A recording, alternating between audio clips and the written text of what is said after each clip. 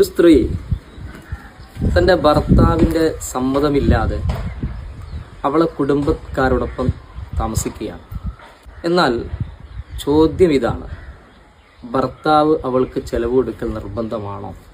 ഭർത്താവ് ചെലവ് തരുന്നില്ല എന്നതിൻ്റെ പേരിൽ ആ വിവാഹം ഫസ്ഖ് ചെയ്യാൻ അവൾക്ക് അനുവദനീയമാണോ? ഇതാണ് ചോദ്യം. എന്നാൽ കർമ്മശാസ്ത്ര പണ്ഡിതന്മാർ കൃത്യമായി അതിന് മറുപടി പറഞ്ഞിട്ടുണ്ട്. ഭർത്താവിൻ്റെ അനുവാദമില്ലാതെ കുടുംബക്കാരോടൊപ്പം താമസിക്കുന്ന പെണ്ണിന് ചെലവ് കൊടുക്കൽ നിർബന്ധമില്ല എന്നാണ്. അത് ഇസ്ലാമിലെ നുഷൂസിൻ്റെ സ്ഥാനത്താണ്. അതായത് ഭർത്താവിനോട് അവൾ പിണങ്ങി എന്ന കാരണം കൊണ്ട് അവൾക്ക് ചെലവ് കൊടുക്കൽ നിർബന്ധമില്ല. എന്നാൽ ചെലവ് കൊടുക്കാതിൻ്റെ പേരിൽ വിവാഹം ഫസ്ഖ് ചെയ്യാൻ പാടുണ്ടോ? അതും പാടില്ല എന്നാണ് കർമ്മശാസ്ത്ര പണ്ഡിതന്മാർ രേഖപ്പെടുത്തി വച്ചിരിക്കുന്നത്.